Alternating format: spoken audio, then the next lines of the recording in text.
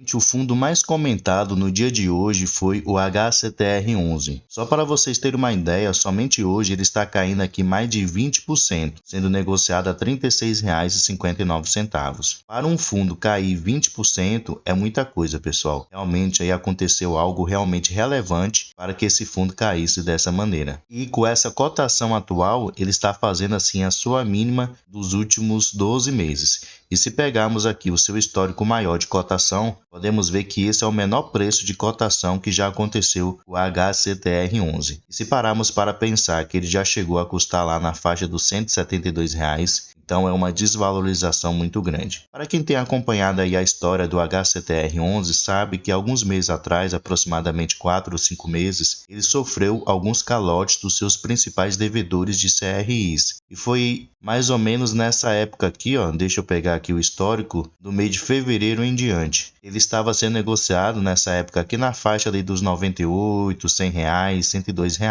E se pegarmos de lá para cá, podemos ver que ele está com uma desvalorização de aproximadamente aqui 53%, 54%. Então, realmente, ele caiu bastante. Só que essa queda no dia de hoje, em especial, não tem nada a ver com os calotes que ele recebeu naquela época. Tem a ver com os dividendos que ele anunciou para esse mês de setembro, correspondente ao mês de agosto. Se descermos aqui, podemos ver que o HCTR11 ele anunciou aqui 17 centavos por cada cota, sendo que dos meses anteriores ele vinha pagando aqui 50 centavos por cada cota. Se descermos aqui, ó, podemos ver que em agosto, julho, mais ou menos aqui de maio até agosto, ele vinha pagando ali 50 centavos por cada cota. E nesse mês ele caiu ainda mais, para 17 centavos. A questão é que ninguém está disposto a pagar 46 centavos, que era o valor que ele estava sendo negociado lá na sexta-feira, para receber apenas 17 centavos de um fundo arriscado, de um fundo high yield, que são considerados assim fundos de alto risco. Então, para investir em um fundo de alto risco, você tem que pelo menos ter a expectativa de receber um bom dividendo, que não é o caso aqui do HCTR11, que vai pagar apenas 17 centavos por cada cota. Então, por isso,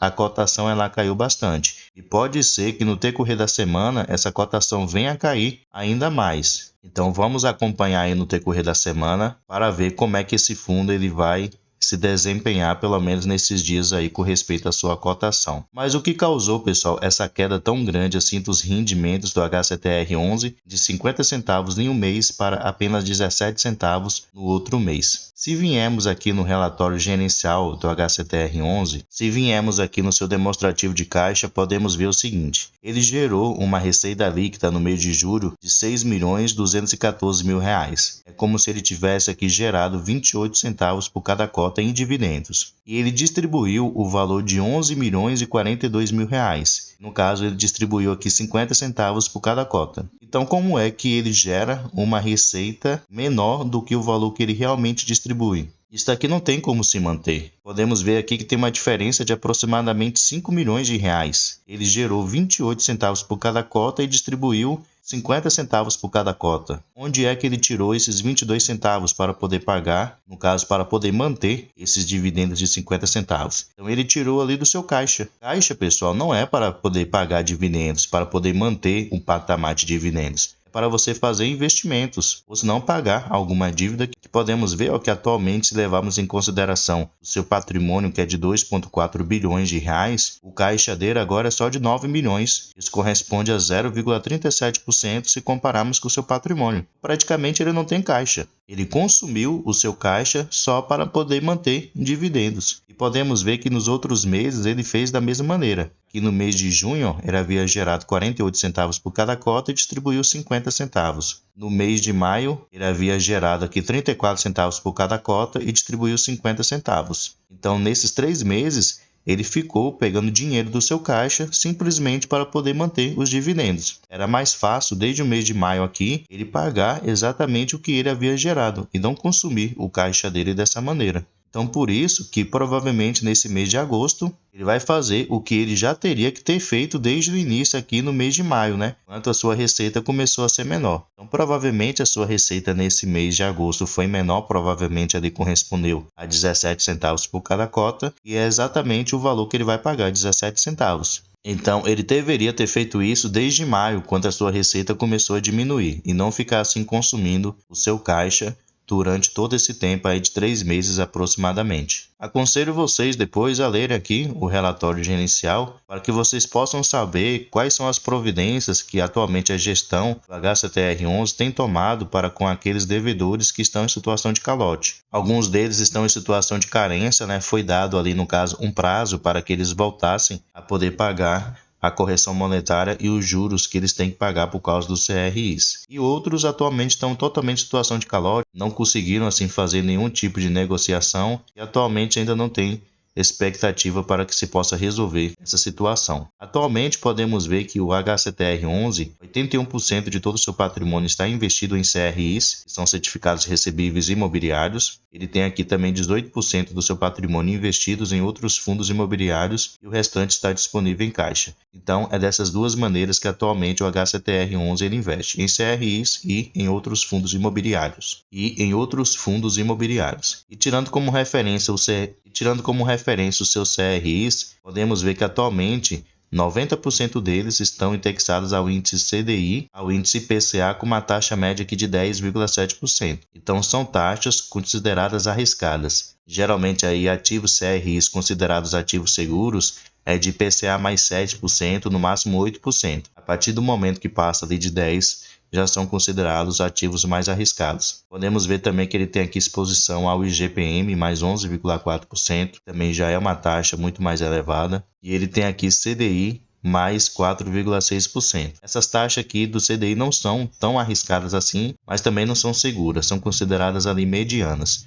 Geralmente arriscadas é CDI acima de 5%, 5, 6% já são considerados ativos arriscados. Ele também investe aqui em fundos imobiliários, né? Como vocês podem ver, atualmente ele tem uma exposição aqui de praticamente 50% nesse fundo aqui XBXO11, que atualmente nem sequer paga dividendos. Como vocês podem ver aqui, nem sequer ele é negociado no momento. Para quem quiser procurar mais saber sobre o XBXO11, pode procurar aí alguns vídeos no YouTube, que é um rolo total, esse fundo imobiliário aí.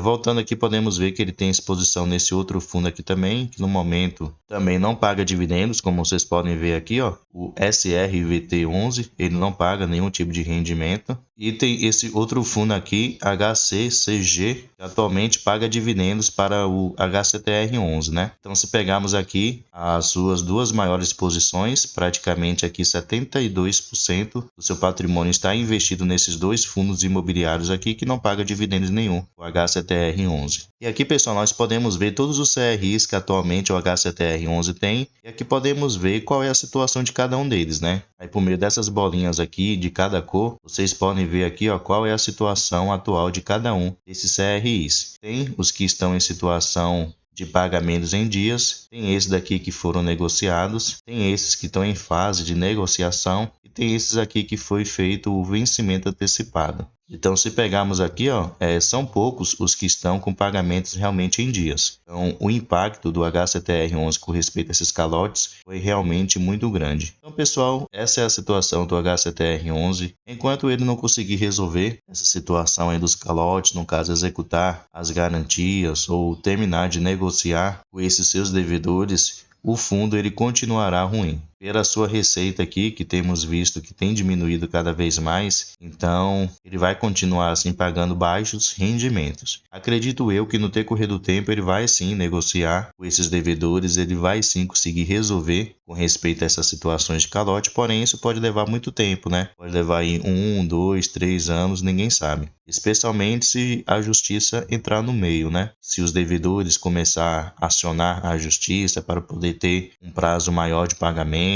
ou algum outro tipo de negociação. Então isso aí, até resolver essa questão, pode se levar muitos anos. Então se você pensa em investir no HCTR11, você tem que investir nele pensando a longo prazo. E acredito eu que isso vai se resolver, porém não vai ser de uma maneira rápida, né? Pode isso aí levar muito tempo. Então acredito eu sim que o fundo ele terá uma solução no futuro, ele não vai quebrar. É um fundo aí que tem um patrimônio muito grande, né? Superior a 2 bilhões de reais, atualmente um dos maiores fundos sendo negociado na Bolsa de Valores. Infelizmente está passando por uma fase ruim por causa desses calotes. Porém, acredito eu que no decorrer do tempo, analisando cada situação de cada um dos devedores, ele conseguirá chegar a uma solução de cada um deles e, consequentemente, a sua receita mês após mês vai começar a aumentar. Ele assim vai conseguir aumentar o seu preço de cotação e também os dividendos que ele vem pagando. Devemos nos lembrar, pessoal, o HCTR11 ele é um fundo high yield, um fundo arriscado. Então, se você começa a investir nele, você tem que ter total ciência dos riscos que pode acontecer. E essa situação de calote mostrou qual é um dos principais riscos do HCTR11.